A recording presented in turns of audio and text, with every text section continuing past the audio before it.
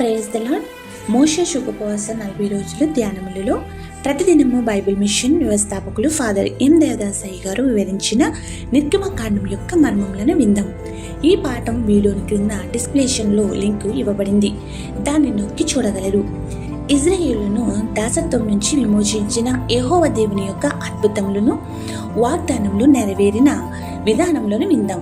ఈ ధ్యానములలో ఈ రోజు 2వ రోజు కావున నిర్గమకాండం 2వ అధ్యాయం తప్పక చదవండి. 40 రోజుల అధ్యాయములను పూర్తి చేయండి. జూలై 2వ తేదీ 2026 గురువారం కొరకు ఏర్పాటు చేయబడిన ఈ రోజు దేవుని వాక్య వాగ్దానం. హెబ్రీలకు రాసిన పత్రిక 10వ అధ్యాయము 23వ వచనం. వాగ్దానము చేసిన వాడు నమ్మదగినవాడు కనుక మన నిరీక్షణ విషయమై మన మొప్పుకొన్నది నిశ్చయముగా పట్టుకుందుము. ఆమేన్. ప్రేమైన దేవుని జనాంగమా, తండ్రిగా యెహోవా, కుమారుడిగా యేసుక్రీస్తు, ఆదరణకర్తగా పరిశుద్ధాత్ముడుగా మనకు తోడై ఉండి చేసిన వాగ్దానములను నెరవేర్చే నమ్మకమైన త్రియేక దేవుడు. అయితే ఆ వాగ్దాన ఫలితము నెరవేరు వరకు నిరీక్షణ కలిగి ఉండి విశ్వాసంతో దేవుని ఎడల మనం మాదిరికరమైన జీవనంలో నిశ్చయముగా వాగ్దానములను పట్టుకోవాలి. నిరంతరం వాగ్దానం నెరవేర్చాలని దైవ సన్నిధిలో వేడుకోవాలి, మొరపెట్టాలి, యాచించాలి, ప్రార్థించాలి.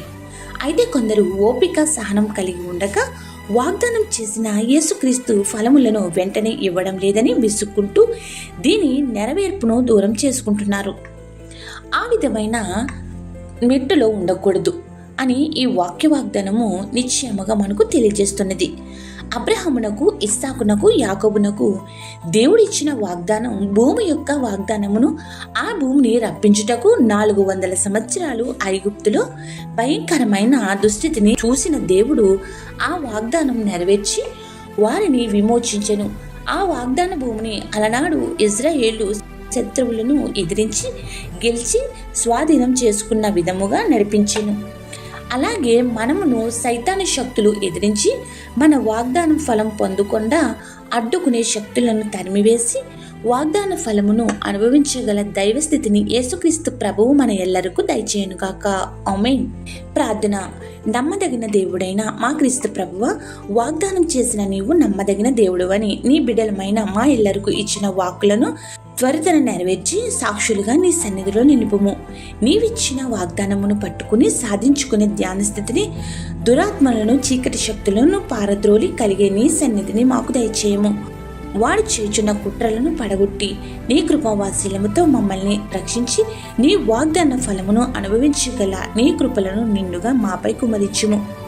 మోసే ఉపవాస ధ్యానములలో 2వ రోజు నీవిచ్చిన వాక్యములను, వాగ్దానములను నడిపించిన నీ అద్భుత కార్యములను తెలుసుకుని మా జీవితంలో కూడా పొందగల శక్తిని మాకు దయచేయండి. గర్భఫలము లేక ఎందరైతే ఆందోళన చెందుతున్నారో ప్రతి నీ బిడ్డ యొక్క ఆలకించి వారికి దయచేసి ఆనందగానములతో నింపుము. ఎవరైతే గర్భఫలమును కోల్పోయి అబార్షన్ అవుతూ వేదన పడుతున్నారో ఆ ప్రతి బిడ్డకు మీ యొక్క సంపూర్ణమైన కాపుదలను ఇచ్చి సైతాను శక్తులు, అపవాది క్రియలను లయపరచుము. 2 దీవెనలు ఇచ్చి కవల పిల్లలను అనుగ్రహించి వెలుగును నింపుము. నీ జనాంగము ఎన్నో కోరికలు కలిగి ప్రతిరోజు వాక్య వాగ్దానంలో వింటూ నిన్ను యాచిస్తున్నారు. ఆ ప్రియమైన నీ బిడ్డలందరినీ నీ చేతులకు అప్పగించుకుంటున్నాము. వారి అంశములన్నీ నెరవేర్చి వాగ్దాన ఫలమును చేయమని వేడుకుంటున్నాము. ఈరోజు వివాహ దినోత్సవములు, జన్మదిన దినోత్సవములు, ఇతర శుభకార్యములు చేసుకుంటున్న నీ బిడ్డలపై నిండుగా దీవెనల వర్షం కుమరించుము. ఎవరైతే బాధలలో, శ్రమలలో, కష్టములలో, ఇబ్బందులలో, నష్టములలో, అప్పులలో, దుఃఖములో, అనారోగ్యములతో ఉన్నారో వారికి నీ ఆదరణ ఇచ్చి గొప్ప స్వాంతన చేకూర్చి ఆదుకునుము. ఈ ప్రార్థన వినుచున్న ప్రతి నీ బిడ్డకు అన్నింట విజయం ఇచ్చి సాక్షులుగా నిలబెట్టుము. ఏ అంశం మరిచితమో విడిచితమో అవన్నీ నీకే సమర్పిస్తూ నీ ప్రియమైన కుమారులు, కుమార్తెలు ప్రార్థనా సహకారము కోరుచున్న ప్రతి విన్నపము నీ సన్నిధికి చేరి ఉన్నది కనుక నూరంతలుగా వారి అంశంలన్నీ ఫలింపచేయమని వేడుకుంటూ ఈ రోజు ఈ వాక్య వాగ్దానం విన్న మా అందరినీ నీ సన్నిధిలో ఎల్లప్పుడూ క్షేమకరంగా నివసించగల ధన్యతను అనుగ్రహించుతూ దీవిస్తున్నందుకు కృతజ్ఞతాస్తుతులు చెల్లించుచు తండ్రి యొక్కయు, కుమారుని యొక్కయు, పరిశుద్ధాత్మ యొక్కయు త్రియేక దేవుని నామమున విమోచన గానములతో మనల్ని ఉత్సాహింపచేసి నూరంతలుగా ఆశీర్వాదములు కుమ్మరించునుగాక. ఆమేన్. ఏక దేవుని సువార్త పరిచర్యలో మీ సహోదరి. ఆమేన్. God bless you. అందరికీ మరణాత. మోషే ఉపవాసముండి ప్రార్థించినప్పుడు నీ ధర్మశాస్త్రమును అందించినావు.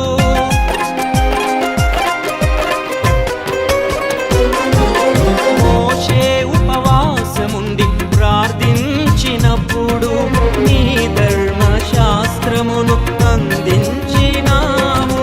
నేను ఉపవాసముండి ప్రార్థించుచుండగా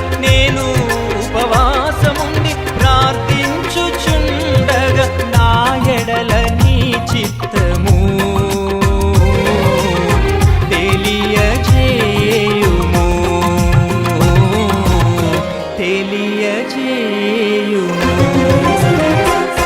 నా ఉపవాస ప్రార్థనలు నీతో సహవాసం చేసేదనయ్యా.